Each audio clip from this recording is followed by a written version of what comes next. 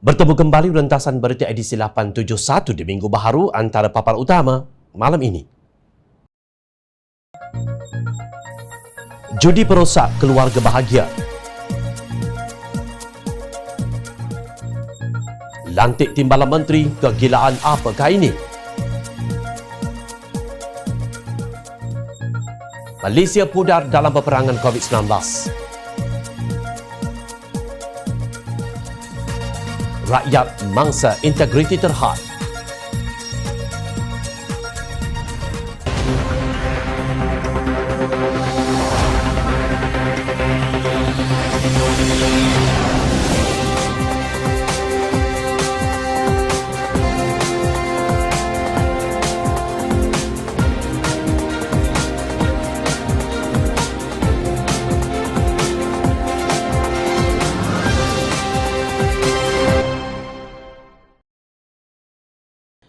Assalamualaikum dan salam sejahtera, salam 8 Ramadan. Bohong bahawa judi penyelesai masalah keuangan keluarga. Bohong bahawa judi membuat keluarga bahagia. Susulan kejutan yang dialami rakyat Marhain berhubung dua iklan judi online. Kononnya demi meraihkan Hari Raya Aidilfitri, Naib Presiden Amanah Datuk Seri Dr. Mujahid Yusof Rawal berkongsi pengalaman dan pandangan beliau. Semasa saya menjadi Menteri Agama, Tauke Besar Judi ada jumpa saya, cuba meyakinkan saya pulangan berbilion cukai yang akan didahulukan dengan syarat kerajaan setuju panjangkan tempoh lesen kepada 5 tahun. Sebagai Menteri Agama, saya jelaskan tidak berbaloi kerosakan judi dalam masyarakat dibanding dengan pendapatan yang dijanjikan walaupun kerajaan waktu itu memerlukan dana. Demikian, beliau menegaskan walaupun menyedari bahawa pendapatan dari cukai judi sangat lumayan, bahkan syarikat judi juga menaja pelbagai program sukan negara. Beliau telah membawa isu judi ke Kabinet dan dibahas panjang dari sudut keperluan pendapatan serta diberi ruang untuk pandangan terakhir. Saya berkata polisi cukai harus diubah dari bergantung pada cukai judi kerana implikasi dalam institusi keluarga akan terjejas dan masyarakat akan jadi ketagih judi dan produktiviti negara akan turut terjejas. Islam mengharamkan judi kerana kesannya merosakkan masyarakat dan juga negara. Jangan hanya bercakap tentang pendapatan negara, tetapi kita mendedahkan institusi keluarga dan masyarakat hancur dengan berleluasanya judi. Beliau menolak cadangan tersebut dengan sekeras-kerasnya. Bukan itu sahaja, Kabinet Pakatan Harapan juga menolak memancangkan tempoh lesen judi dan telah mengurangkan cabutan khas judi untuk memelihara kesejahteraan masyarakat dan institusi keluarga. Namun, kata Mujahid, hari ini operator judi semakin kreatif. Lagu raya dan kesyahduan Syawal dijadikan latar promosi judi bet 333. Pelakon promosi siap bertudung sambil dilatari keseronokan Syawal. Rosak kemuliaan Syawal yang merupakan hari kita bertakbir dan bertahmid bertemu sanak saudara, katanya sinis. Bekas Menteri Agama itu mempersoalkan pendekatan Kerajaan Perikatan Nasional untuk menambah dana negara sehingga terpaksa memperhebat kegiatan perjudian di negara ini. Kerajaan Perikatan Nasional terdesak sangatkah untuk menjana pendapatan yang diperakui hari ini oleh Tan Sri Muhyiddin Yassin? Kantung negara semakin susut. Apakah cukai judi penyelamatnya dengan gaya promosi yang tak pernah berlaku sebelum ini? Soalnya, beliau berkata adalah menyedihkan betapa gagalnya kerajaan hari ini membiarkan tauhid judi mengeksploitasi rakyat supaya berjudi untuk keperluan meringankan kesempitan hidup mereka. Ujar Mujahid, rakyat yang terdesak akan terus dihimpit penderitaan, khususnya B40 dan M40 serta wanita dengan berleluasanya ketagihan judi yang akan kaya tauhid judi, manakala yang rosak binasa adalah institusi keluarga, remaja dan masyarakat, manakala wanita akan menjadi mangsa keganasan rumah tangga bidasnya. Beliau melihat kerajaan akan berhadapan dengan soal produktiviti yang kini sudah pun semakin parah dengan peningkatan ketidaksepadanan kerja dan pengangguran serta kehilangan pendapatan untuk hidup akibat berjudi. Apakah ini isyarat kita menuju kepada kerajaan gagal yang hilang kreativiti merempuh saat sukar pandemik hari ini? Soalnya lagi, Mujahid yang juga seorang ulama mengingatkan bahawa cukai judi bukan jawapan untuk menambah dana negara kerana kita akan meletakkan institusi keluarga, wanita dan remaja dalam risiko yang amat tinggi. Sedangkan institusi ini adalah aset terpenting negara dalam dasar manusiawi kita. Allah berfirman dalam surah Al-Ma'idah ayat 90 hingga 91 yang bermaksud, wahai orang yang beriman, sesungguhnya arak, judi, menyembah berhala dan menilik nasib adalah perbuatan jin menjijik dari amalan syaitan. Maka hindarilah ia, semoga kamu beroleh kejayaan. Sesungguhnya syaitan mahukan kamu jadi saling berbalah dan berbencian kerana sebab arak dan judi dan menyekatkan kamu dari mengingati Allah dan mendirikan solat. Tidakkah kamu mahu berhenti dari semua itu? Kita perlukan pemangkitan ekonomi yang manusiawi dan alami, bukan bergantung kepada cukai judi dan cukai dosa yang lain dengan merosakkan masyarakat. Tegas Mujahid. Justru Jom Channel bersetuju dengan pendapat Mujahid bahawa adalah menjadi tanggungjawab kita untuk bersama-sama memelihara institusi keluarga dan juga masyarakat. Bahawa dasar kerajaan hendaklah lebih tertumpu kepada membela kesusahan rakyat melalui hak pendidikan, hak keselamatan sosial dan menangani pandemik COVID-19 serta musibah alam sekitar yang bakal menimpa kita. Bahawa jalan keluar kepada kepincangan sosioekonomi sekarang bukan retorik perkauman, tetapi satu dasar yang jelas menolak semua bunga-bunga salah guna kuasa dan korupsi yang kelihatannya semakin menggila. Nama pun cukai dosa. Kerajaan Melayu Islam nak kelentong, alasan apa lagi? Siapakah yang hendak melancong ke Malaysia di zaman darurat dan COVID-19 yang belum nampak pengakhirannya ini? Itulah persoalan yang menerjah ke dalam minda rakyat yang waras. Namun kesuburan aktiviti pelancongan itu nampaknya bukan kriteria bagi Tan Sri Muhyiddin Yassin untuk melantik seorang timbalan Menteri Pelancongan, Seni dan Budaya. Apa yang penting bagi Muhyiddin ialah kota scheme of things harus dipenuhi, tak kira munasabah atau gila. Individu yang terpilih itu ialah Setiausaha Agung Parti Solidariti Tanah Airku atau STAR, Sabah, Datuk Guan D. bin Kohoy. Muhyiddin seolah-olah tidak peduli bahawa pada ketika ini aktiviti dan industri pelancongan di seluruh dunia berada dalam keadaan gawat kerana usaha mengawal COVID-19 dijadikan keutamaan oleh negara-negara dunia. Guan D menggantikan Datuk Seri Dr. Jeffrey G. Ketingan yang telah mengangkat sumpah sebagai timbalan Ketua Menteri Sabah kedua merangkap Menteri Pertanian dan Perikanan Sabah pada 29 September tahun lalu. Mengulas mengenainya, bekas Menteri Belia dan Sukan Syed Saddiq Syed Abdul Rahman berkata itu adalah keutamaan kerajaan hari ini. Kerajaan Perikatan Nasional lebih berfikir hal survival politik berbanding survival rakyat. Beliau mempertikaikan pelantikan tersebut kerana sekarang rakyat tidak dibenarkan melancong. Saya hairan bagaimana kerajaan boleh melihat pelantikan seorang timbalan Menteri Pelancongan ini akan membantu rakyat mengisi perut yang kosong. Beliau turut mengungkit beberapa komitmen kerajaan yang masih tertangguh. Nak minta laptop yang dijanjikan kerajaan sampai hari ini pun tak dapat. Nak tuntut bantuan e-wallet pelajar tak tertunai lagi. Nak mohon bantuan keuangan, kerajaan suruh buka simpanan KWSP sendiri. Nak minta moratorium untuk tangguh sebentar bayaran kepada bank, tak lulus-lulus juga. Kerajaan ada wang untuk lantik seorang lagi timbalan menteri. Beliau dipercayai merujuk kenyataan Muhyiddin baru-baru ini bahawa kerajaan sudah tiada wang. Sementara itu, Ahli Majlis Tertinggi UMNO dan juga pengkritik Tega Bersatu, Datuk Dr. Puan Azhar Kasih turut memberi pandangan yang sama. Retas negeri pun tidak boleh nak melancong macam mana. Bukankah satu pembaziran? Apatah lagi Perdana Menteri sendiri kata kerajaan sudah tidak ada duit sekarang ini, ujarnya. Beliau juga menyindir timbalan Menteri Wilayah Persekutuan Datuk Edmund Santara yang dapat bercuti selama 55 hari kerana tiada kerja di musim COVID-19. Setiausaha Agung DAP Lim Guan Eng pula mengungkit tentang penutupan perniagaan dan pendekatan kerajaan untuk menyelamatkan pekerjaan, terutamanya sektor pelancongan yang kerugian 100 bilion ringgit tahun lalu. Beliau mempersoal ke mana perginya 622 bilion ringgit yang diperuntukkan oleh Belanjawan 2021 dan beberapa pakej rangsangan ekonomi yang dilaksanakan. Selain membeli kesetiaan politik, bagaimana pelantikan Senator Guan D. Kohoy sebagai timbalan Menteri Pelancongan Seni dan Budaya yang baharu dapat membantu sektor pelancongan yang kian lumpuh. Soalnya, lebih memalukan, timbalan menteri yang baharu dilantik itu telah hilang wang pertaruhan dalam pilihan raya umum ke-13 apabila beliau bertanding di Parlimen Beaufort, Sabah. Untuk menunjukkan betapa tidak popularnya Guan D di kalangan masyarakat. Dalam pertandingan 3 penjuru pada tahun 2013, iaitu beliau hanya mendapat 409 undi, iaitu hanya 1.61% sahaja daripada jumlah undi keseluruhan. Beliau tewas dengan calon Barisan Nasional Datuk Azizah Muhammad Dun yang mendapat 12,827 dan Datuk Lajim bin Ukim PKR yang mendapat 12,155 undi.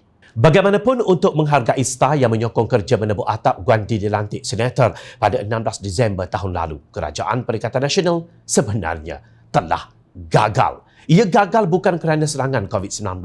Ia gagal kerana dipimpin oleh gerombolan kakistokrasi yang bergantung dengan darurat, undang-undang keras COVID-19 dan taktik menindas untuk memerah wang dari rakyat dan perniagaan. Pelantikan timbalan menteri untuk kementerian yang lumpuh hanya menyalahkan kegilaan akibat kegagalan buat kudeta ini dalam tadbir urus negara. Pada awalnya, Malaysia adalah antara negara yang dipuji di rantau Asia dalam usaha menentang penularan COVID-19.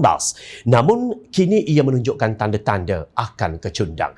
Menurut John Batterson di laman sesawang Asia Sentinel, negara ini sedang berdepan dengan masalah pengagihan vaksin kepada ahli politik, penerimaan vaksin secara haram oleh keluarga diraja, jumlah pendaftaran vaksin yang rendah dan peningkatan jumlah kes secara mendadak. Itu kata akhbar asing yang memerhati dari teropong di luar negara. Pastinya ia berbeza dengan teropong ajaib putih bersih Presiden PAS Datuk Seri Hadi Awang yang melihat keadilan sebagai liberal, DAP komunis dan amanah hanyalah kuda tunggangan DAP.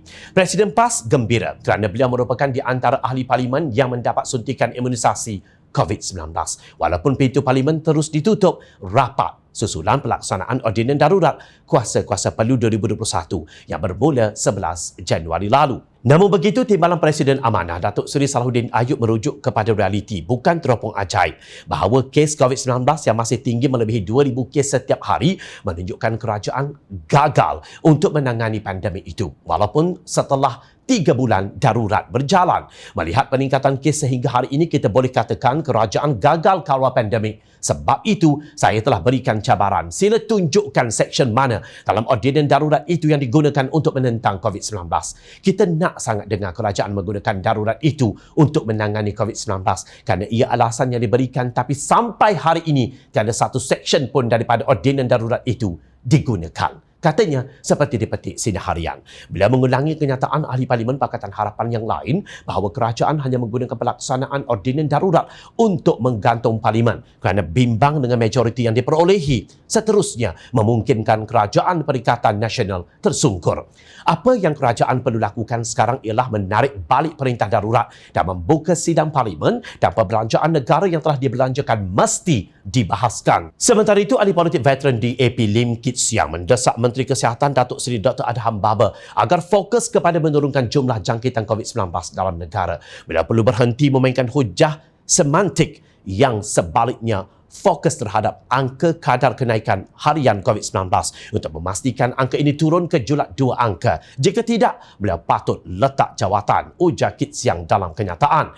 Terdahulu, Adham berkata peningkatan kes COVID-19 dalam negara ketika ini adalah disebabkan lonjakan dalam gelombang ketiga, bukannya permulaan gelombang keempat. Menteri Kesihatan Datuk Seri Dr. Adham Baba berkata, kesimpulan itu dibuat berdasarkan data dan fakta dikumpul Kementerian Kesihatan KKM yang mana kes terendah dicatatkan dalam gelombang ketiga sekitar 900 kes dan belum mencecah paras garis dasar atau baseline. Benar kita membuat unjuran jika kadar kebolehjangkitan RT pada paras 0.8 kes akan turun, tetapi sejak 2-3 hari lalu ia kembali meningkat dan mengikut kadar 1.2. Ia berhubung kait dengan kadar pematuhan terhadap prosedur operasi standard SOP. Gelombang keempat itu biasanya kita akan isytihar apabila sesuatu gelombang sudah mencecah baseline, katanya yang dipetik Harian Metro. Mengulas mengenainya, Kit Siang berkata sejak lebih setahun berdepan wabak COVID-19, Malaysia adalah satu-satunya negara yang mempunyai Menteri Kesihatan yang tidak berwibawa. Di antaranya mengeluarkan kenyataan air suam penawar COVID-19 dan 15 negeri dalam Malaysia.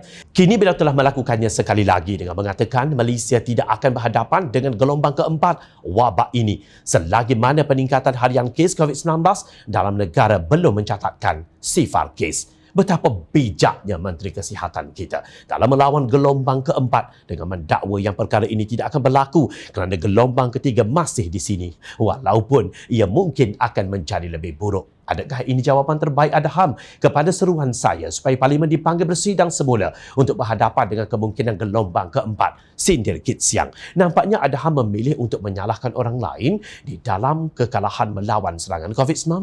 Justru jangan marah jika hashtag kerajaan gagal terus-menerus trending di Twitter. Setakat ini, 8 individu iaitu 5 lelaki dan 3 wanita dipercayai pelakon, ejen artis, jurukamera dan produser video berkenaan telah ditahan polis. Semua individu yang ditangkap mengaku menerima bayaran bagi pembikinan penggambaran video berkenaan yang diadakan di 2 lokasi iaitu di Ampang dan Hulu Langat pada 13 Mac, kata Timbalan Ketua Polis Negara Datuk Seri Akris Sani Abdullah Sani. Menurutnya, semua individu berkenaan ditahan mengikut Seksyen 504 Kanun Keseksaan, Seksyen 233 Akta Komunikasi dan Multimedia 1998 serta Seksyen 4-1-G Akta Rumah Judi Terbuka 1953. Untuk rekod, kerajaan Tebu Atap ini telah meningkatkan kekerapan cabutan khas ramalan nombor 4 digit daripada 8 kali pada tahun 2020 yang diputuskan oleh Pakatan Harapan kepada 22 kali pada tahun 2021. Pada ketika itu, parti yang kononnya memperjuangkan Melayu Islam mencanang di serata surau dan masjid bahawa Islam terancam, Melayu terancam, institusi beraja terancam semata-mata kerana dalam kerajaan Pakatan Harapan itu ada DAP yang ramai bukan Muslim. Namun tiada masalah bagi kerajaan Pakatan Harapan menangani isu kekurangan dana kerajaan tanpa menambah pergantungan kepada sektor yang berdosa bagi umat Islam. Setelah video yang mempromosi judi tular, lalu berteriaklah pemimpin politik kerajaan Tebu Atap termasuk Dewan Ulama PAS Pusat mendesak agar kerajaan mengambil tindakan tegas ke atas pihak perjudian atas talian GD BAT 333. Menurut Ketua Penerangan Dewan Ulama PAS Pusat Muhammad Nur Hamzah, perkara tersebut tidak boleh dikompromi lagi sehingga maruah agama Islam dipijak rakus dengan wujudnya normalisasi perkara yang jelas diharamkan syariat serta membawa mudarat sosial. Sebelum itu, Presiden PAS Datuk Seri Abdul Hadi Awang berkata tiada gunanya kerajaan mempunyai majoriti besar tetapi tidak berintegriti. Katanya nilai integriti semakin pudar apabila berbohong kepada rakyat bagi mencapai matlamat sesetengah pihak. Berbohong itu saja sudah cukup untuk menjadi tanda hilangnya integriti yang pasti mengundang semua perangai buruk yang lain termasuk mencari kleptokrat. Kehilangan integriti pemimpin diikuti dengan kelemahan kerajaan dan penamatnya dengan kemusnahan negara, katanya di Facebook baru-baru ini. Beliau juga berkata terdapat negara yang musnah kerana berlakunya kezaliman, keruntah moral, salah laku dan sebagainya. Semua perkara itu berlaku berpunca daripada tidak beriman dan budiman sehingga ilmu dan kebijaksanaannya digunakan untuk menipu rakyat. Akhirnya rakyat menjadi mangsa kerana bersama menyokongnya, ujarnya. Sungguh, kita sedang menyaksikan semua kebobrokan yang disebut Hadi itu berlaku hari ini setelah kerja menebuk atap dilakukan oleh Tan Sri Muhyiddin Yassin, Datuk Seri Azmin Ali dan Presiden PAS itu sendiri. Sudahkah masalah air di Kelantan yang diperintah PAS selama 3 dekad selesai? Jawabnya, belum. Sebaliknya, kerajaan PAS membeli Mercedes-Benz, ada yang harganya mencecah hampir RM700,000 di saat rakyat kelaparan. Kemudian, kerajaan PAS menaikkan gaji dan allowance ahli Dewan Undangan Negeri Kelantan sebanyak RM3,000 hingga RM4,000 di saat syarikat gergasi bersedia menutup operasinya di Malaysia dan rakyat mula kehilangan pekerjaan akibat serangan COVID-19. Benar seperti kata bekas Menteri di Jabatan Perdana Menteri Datuk Zaid Ibrahim, keputusan majoriti dan integriti dua perkara yang berbeza. Zaid menjelaskan integriti adalah sifat dan nilai seseorang seperti keikhlasan, keterbukaan, kepatuhan kepada undang-undang dan tidak memutarbelit fakta untuk sesuaikan diri mereka dengan keadaan semasa. Contoh terbaik, kumpulan orang yang tidak berintegriti termasuk mereka yang menggunakan COVID-19 sebagai alasan untuk kekal berkuasa melalui darurat. Contoh lain ialah menggunakan kuasa kerajaan untuk memujuk wakil rakyat lompat parti, menggunakan wang kerajaan tanpa perlu diluluskan oleh Dewan Rakyat, bercakap mengenai reformasi dan kerajaan cara Islam tetapi tidak sanggup membuat perubahan struktural dan menyeluruh dalam sistem pentadbiran negara secocok dengan kehendak negara demokrasi tulen, tegas Zaid. Malangnya, PAS bersekongkol dengan rakan yang merampas mandat rakyat dan menutup pintu perbahasan di Parlimen. Malah Presiden PAS sendiri menerima jawatan Duta Khas bertaraf Menteri ke Timur Tengah, kononnya untuk menarik pelabur asing di negara-negara berkenaan. Namun hakikatnya, beliau hanya menulis di media sosial, mengecam pihak yang tidak sealiran pemikiran politiknya sambil memetik ayat-ayat suci Al-Quran dan hadis.